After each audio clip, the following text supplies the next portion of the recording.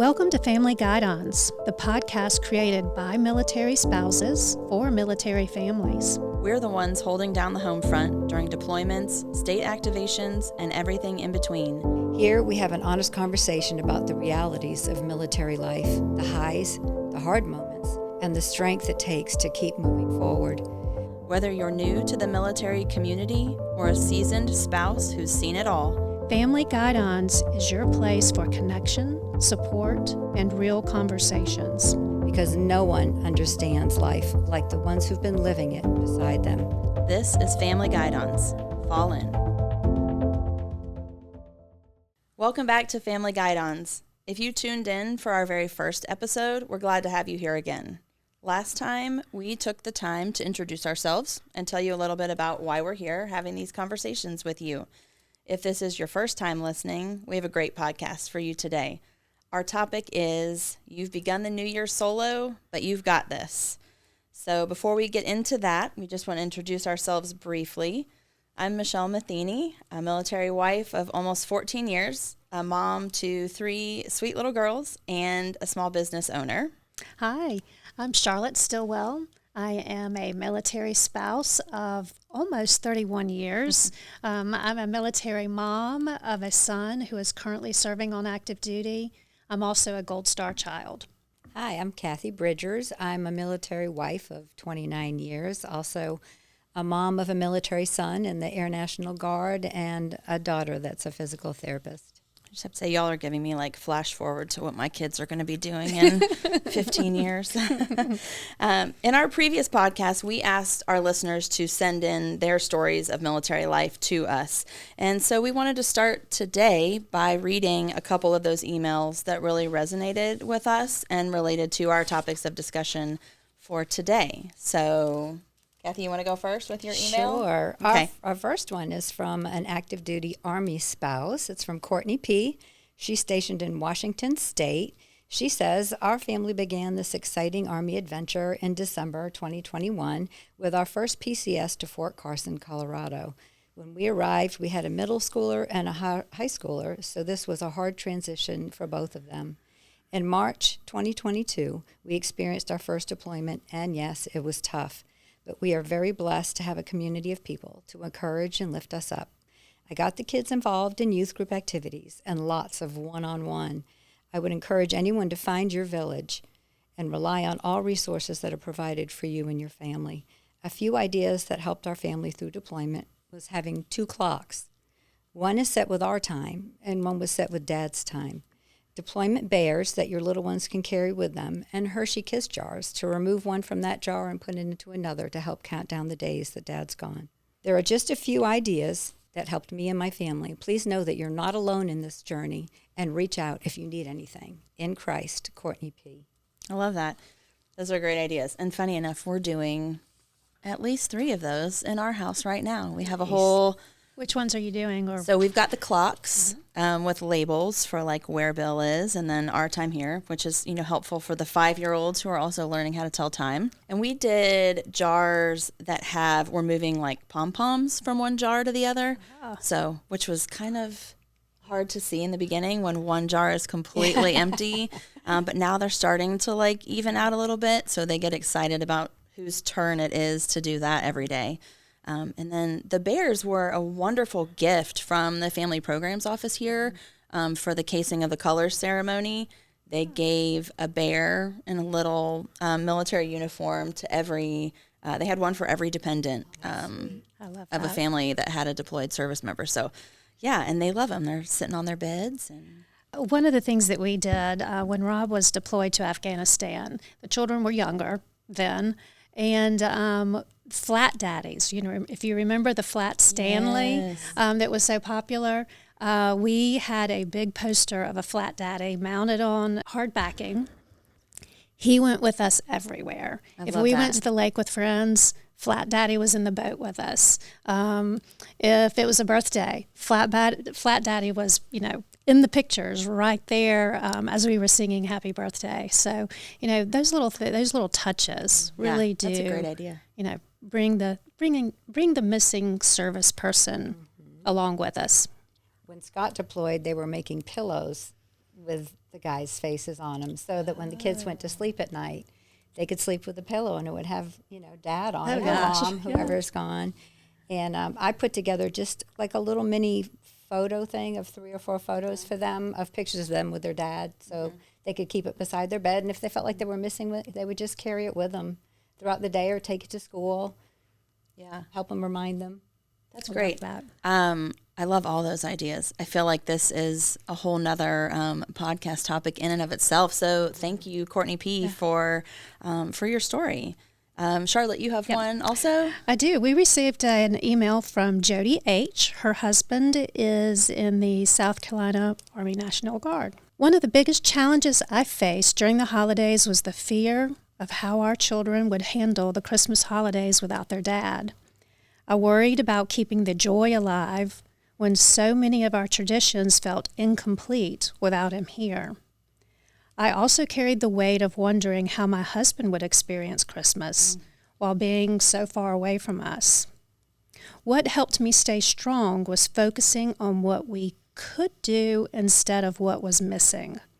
We created new traditions, stayed connected in every way possible, and gave ourselves grace when things just felt a little different. Through this deployment, we grew so much stronger as a family. We learned what we were capable of doing, and we knew that we could do hard things and still find joy.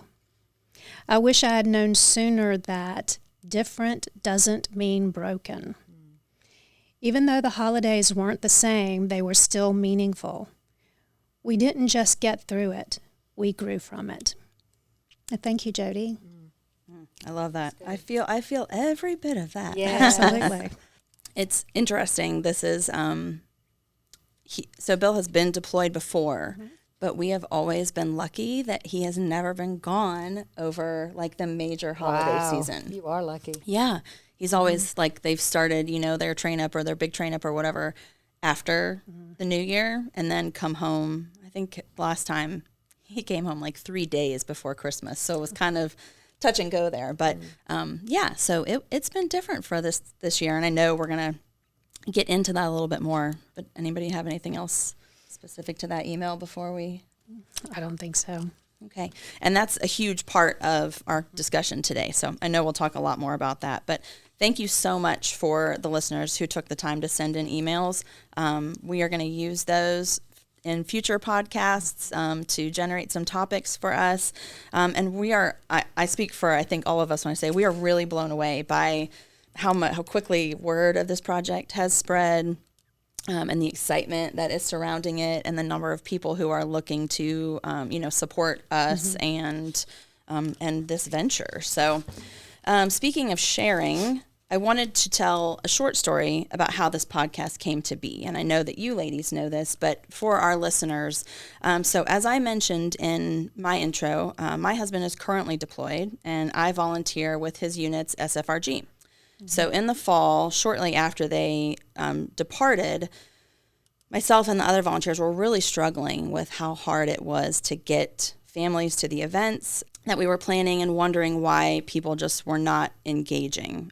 And I think part of it was the time of year. It was right before kind of the ramp up to the holidays. But I think the other part of it really comes down to people need support and they want support, but they're really unsure of what that looks like for them, or unsure of trying something new in such a vulnerable time in their lives.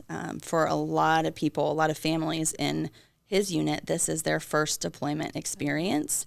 So conversations around that, kind of became that I think they just people need to see that other people are struggling too, and that nobody is doing this perfectly. And then there's a sense of camaraderie that comes from that helps everybody, right? So I started brainstorming with Precious, who is the wife of our unit's chaplain, who then brought in Lori, who is the state chaplain's wife. And together, the three of us decided we were going to create a series of short supportive videos on YouTube. And so our hope was that those videos would reach people who needed to see them and kind of show the struggles of military families and spouses when their loved ones are gone, so that they wouldn't feel so alone in all of that tough stuff. And so, side note, if you're interested in that content, you can find her YouTube link in the podcast description for this episode. We definitely are not gatekeeping any resources here, and we want to make sure that we are letting everybody know about everything that's out there. So would encourage you to go check that out in addition to this podcast. So the videos are out there, and then all of a sudden it got so much bigger than that. A chance mention of this project in a meeting made it to the ears of the Public Affairs Office here at the South Carolina National Guard, and they wonderfully immediately jumped in to say, how can the Guard support this? How can we make it bigger? We think there's a need for this. And I think truly, like, we are all here because we believe that there is a need for content like this, and it doesn't exist right now that we can find. So our goal here is just to offer as many sources of support as possible to our listeners and to the military families out there, so that the one that makes the most impact for them reaches the person that needs it, I think is what it's all about, right? Would have been wonderful to have this 30 years ago. Yeah. Absolutely. I'm glad that we can take part to help others now. Yeah, so. Okay, well, it's time for Christmas reflections. We made it through the holidays. That's a victory. The season can be full of joy, but it can also be full of tough experiences, especially when your service member is deployed. Let's take a moment to reflect on the holidays. What went well? What felt challenging? Every experience teaches us something. So how can we use what we learned to support ourselves and move forward with confidence? So we're going to share some of our experiences. My challenging experience was a Christmas that I had to spend alone. 2 years ago, no husband, no children. I didn't think it could get tougher than no husband with children, but I have adult children, and they were doing their own thing, and my husband was gone for work, and I toughed it out like we military wives do, and I didn't reach out to anybody, and that was a huge mistake. I mean, it was an okay day. I focused on the positive, and I focused on my faith, but afterwards I realized that I didn't handle it the right way. So the way I used that experience was this year we reached out to friends, and we actually found 2 people who were going to be home alone for Christmas, and we invited them to come to our house, and they were hesitant. They didn't want to, bust in on the family experience, Right. but it added so much joy and laughter to our Christmas day that I can't imagine doing it any other way. So my advice from that is reach out to your support group and let people know if you're going through a tough time, no matter what it is, because people want to help. They want to get out of their own problems and issues and help other people and check on people. You never know who's struggling, even holidays or not holidays. Just check on your friends and your family. Yeah. And make sure they're okay, because it's hard to reach out. But if somebody reaches into them, it's a lot easier to ask for help. Yeah, I feel that so much. I am not good at asking for help. I'm not great at accepting it either, but I'm getting better. But it is really hard to make that first move and be the one to say, hey, I'm going to be home alone and I don't want to be. But yeah, I think sometimes it's good to be a little bit of that bulldozer friend who just says, this is what we're going to do. Mm-hmm.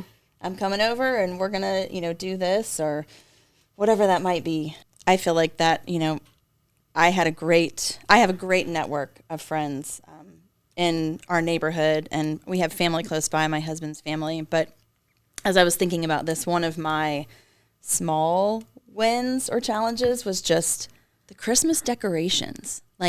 You don't think about how much stuff that is and how much time that takes until you're trying to do it by yourself. And I kind of said, I'm not going to do it all this year. We'll just do a little bit. I'm not going to do the real tree. I got a beautiful fake one that, looked very nice, and now I'm kind of hooked on that.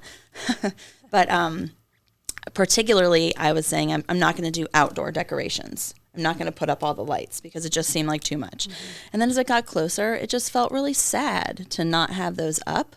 So I was like, no, we're going to do some lights. I'm going to make it happen. And so one day when my kids were playing outside, I got all the lights out and I started figuring out where I was going to string them and putting up the hooks and all the stuff. And my 2 sweet neighbor friends, one on either side of me, happened to be outside also. And without a word, they just came over, started unrolling the lights and asking me where I was planning to put them. And, both of them joked, like, they don't even help their own husbands with their Christmas lights, but they were more than happy to pitch in and help me. And that is one of those things I never would have asked. Like, didn't want to inconvenience anybody else.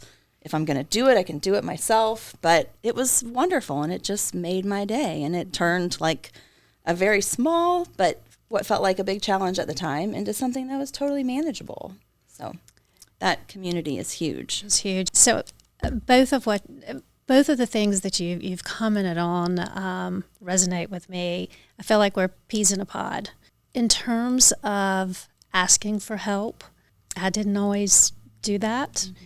And if I could have a conversation with a younger spouse or family member who's coming up through the ranks, my advice would be to find your village and rely on them. Ask them for help, because you're blessing them too. They want to help you.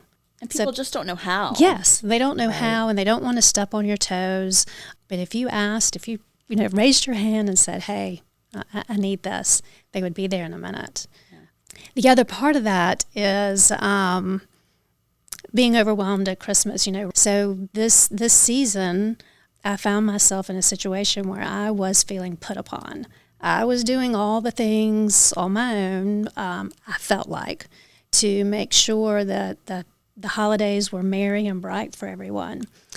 But in a moment of being honest with myself, I realized I was putting that pressure on myself. Yeah. I do enjoy doing it. That's part of it. But I was putting that pressure on myself. So this year, decorations didn't go up precisely when I would have had them in the past, out and ready.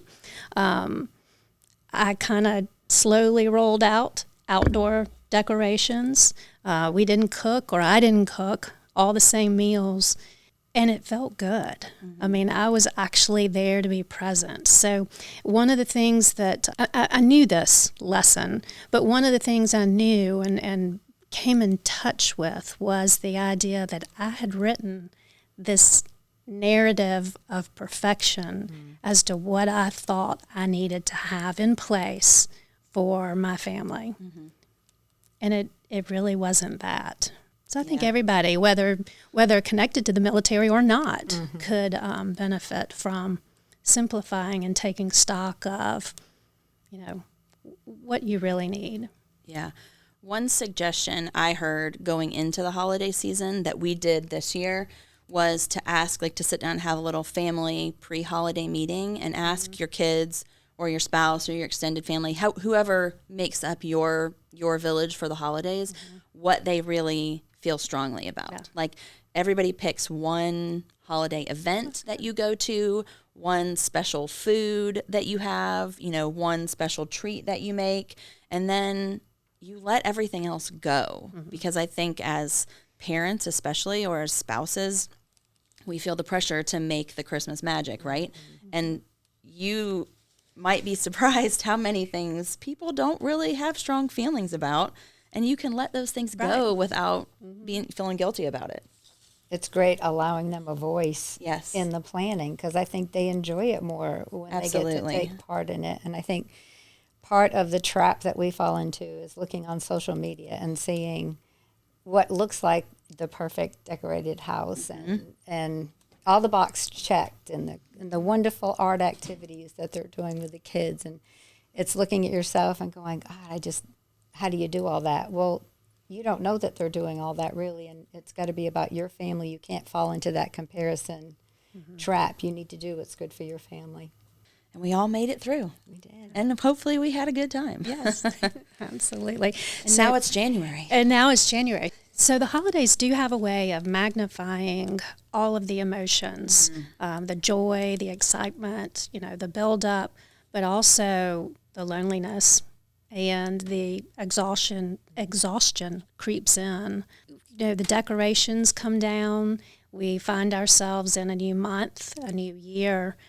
I'm just curious, does January look different to you as a military spouse? I don't think it does every year, but this year, it definitely does, and it has in the past leading up to a deployment.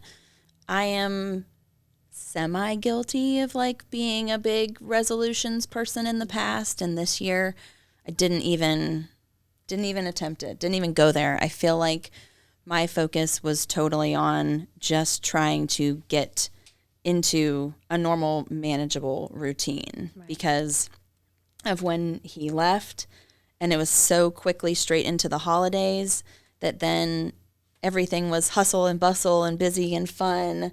And I don't feel like we ever really settled into a great daily routine after his departure before it got into the holidays. So for me, January is all about just trying to, get back to the basics. I know that when Rob was deployed, much like what you're saying, I was not focused on a resolution. I was not focused on January being a brand new start to the year. I was focused on getting those kids to school, getting them to basketball practice, just living a life, living our routine. Now that's evolved over time, but then in your shoes where you are now, that's exactly what I was doing. Yep. Trying to get back to some kind of structure and normalcy. And I think the biggest thing that I would say to other people and that I've said to myself is that, to get rid of that pressure to start fresh, to do something big in January and just find those small changes that you can make to make life easier or more manageable in whatever season you're in. So even if it's not an active deployment, but there's training on the horizon, or you're just trying to get back in your normal routine. One of the neat things that I feel like we did do, or that's being really helpful in my family this year, is sitting down the week before the kids went back to school, and even the 5-year-olds, everybody picked 5 things. So we have a list, our 5 things charts. Everybody is responsible for 5 things that they know they can do themselves every single day. And that list looks different for the 5-year-olds than it does for my 10-year-old. So she is a little bit more helpful to me around the house, and the twins are just a little more helpful in getting themselves, where they need to be. But, their list looks more like making sure my water bottle is in my book bag or wherever it needs to be and putting my own shoes on. And her list looks more like vacuuming the kitchen and the dining room after dinner every night to get up the mess of the day, and helping to, rinse dishes after meals and get them in the dishwasher. But it has done an amazing thing for me in terms of the mindset shift to not feel like I am spending all of my time running around doing nothing but managing like the mess and the stuff that needs to happen every day. Because honestly, I think that has been my biggest struggle, is just losing that second set of hands, and nobody else can help with that, right? Like you can't really call a neighbor or a family member for that because they've got their own houses to take care of and their own evening routine and all of that. But that was the part that was really bogging me down, I feel like, before the holidays. So trying to get the kids to buy in and help with that stuff has been really amazing for me. We did something really similar to that when the kids were younger. We had a list out all the chores that needed to be done, and I let them take turns picking the ones that they wanted to do and that they were responsible for. And they could trade. If they got tired of it, they could trade down the line. But I think having them pick it as their chore and then them splitting it up kind of helped with, well, I did this and they did that. Mine are only a couple of years apart, so they could do equal chores. And I do remember when my daughter went to college, she said, I never thought I would thank you for teaching me how to clean. I'm the only one of my roommates that actually cleans, and it really helped doing the list. Yeah. And then you can't forget about yourselves either, right? You got to do a little something for yourself. So what does that look like? I know that is also a topic, or should be a topic. What does it look like to help yourself? But to speaking back to your children and getting them involved, what a great lesson that is, just like you said, Kathy, for being a human, an adult down the road. Likewise, my children said, I can do laundry. You know, I know how to do that. I can handle this. It wasn't something I had to go to college to learn to do on my own. So, great lessons there, just all the way around. Yeah. And I think, finding some kind of reset that you can do for yourself, whether that's, something to make your household chores easier, something, for yourself mentally or spiritually or emotionally. So are you ladies trying to do anything this January to start your year off right? Well, for me, I try to make attainable goals for the new year. I take time to kind of breathe and reflect on last year, make attainable goals for this year so I can have some victories. I don't want to go too high and then beat myself up when I can't attain them. Try not to compare myself to other people's resolutions, just kind of keep it geared for myself and give myself grace and give other people grace. There are good days and bad days. Sometimes just making it through the day is a victory and hitting a goal. But my goals this year are to focus on spiritual and physical exercise because I feel like without those you can't have mental and emotional balance. So I'm joining a Bible study and also going to be upping my exercise routine so I can keep up with my adult children and my probably soon growing family. Good. That's exciting. That's exciting to hear. So one of the things that I'm doing to reset is getting back to my focus on gratitude. Earlier this summer, I was living through some difficulties related to a family member's health, and it was rough. Yeah. And during that time, I picked up a journal, and I started writing down every morning before I did anything other than have my glass of water with me, 10 things that I was grateful for.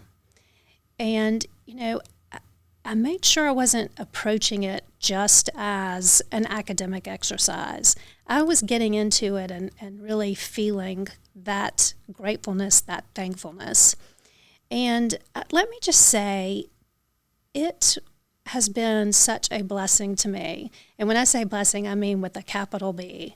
It has been wonderful because what it's done is it's given me a tool for tapping into a more healthy way, a more positive way of reframing what it is that is going on around me. And I since then have started looking into practicing gratitude. The benefits are amazing. And I encourage anyone listening today to the podcast just to pick up the computer and Google practicing gratitude.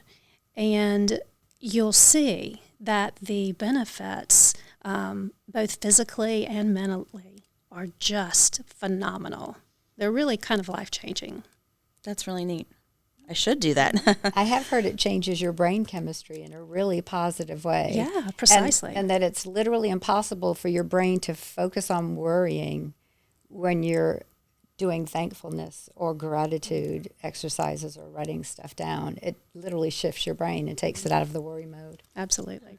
Kind of along a similar line, I think my biggest reset for this January, beyond the list that I mentioned, was trying to slow down. I feel like we are really busy with 3 kids and my business and everything else that comes along in life. And so my focus has been to try to take some quiet time each day for myself, trying to start the mornings, like schedule that first client a little bit later so that I can just spend a little bit of time sitting, listening to a podcast or something that brings me peace and joy. And then also trying to end our days with that. We have started doing quiet time in the evenings, all 4 of us, me and the girls. And so after everyone is ready for bed and, the kitchen has been cleaned up, we all grab a book or, a coloring page or whatever, quiet activity we want to do. And we sit together, either, in my bed, in my big, king size bed, or down on the couch. And we just spend it was suggested to me a quiet hour, and that's just not realistic for us. But we do like a quiet 20 or 30 minutes, right. And it has drastically changed our nighttime routine. It has taken the hurry out of getting everybody to bed. It has taken the fussing and the pushback and the whining away from the kids when they get that time to just slow down. And they may be going to bed 15 minutes later because of it, but it is a much more peaceful process for everybody. And so that is absolutely one very tiny change that I am going to be continuing into the rest of this year. So I think I would love to hear if our listeners have any things that they have done in January or that they're planning to do moving forward that has really made an impact in their life or that they're looking forward to. Send us an email and let us know that. I think that'd be a neat thing to look at in our future episodes. Absolutely. I'm always up for new ideas. So Absolutely. So as we wrap up our conversation today, let's remember that getting through the difficult moments is what we learn and who we become as we navigate them. Being away from our loved ones during the holidays presents unique challenges, but it also offers us a chance to reveal our own strength and resilience, as well as the strength of the military community. Whether it's leaning on friends, creating new traditions, or simply taking things one day at a time, each story shared shows that we are stronger than we realize. Mm-hmm. Absolutely, Charlotte. Thank you for that. I feel like I've learned a lot today from everybody's stories. Thank you, everybody that's shared. And if you enjoyed today's podcast, we'd love for you to hit that follow button on whatever platform you listen to your content on. And even better, share this with another military family. I'm really excited about our next episode, Their Duty in Today's World. We're going to dive into the challenges of managing all the information that might be coming in your direction from outside, and those well-meaning inquiries into what your service member has been up to lately. Thank you for listening to the Family Guidons from the Bluff Road Readiness Center in Columbia, South Carolina, to wherever you may be. Until next time.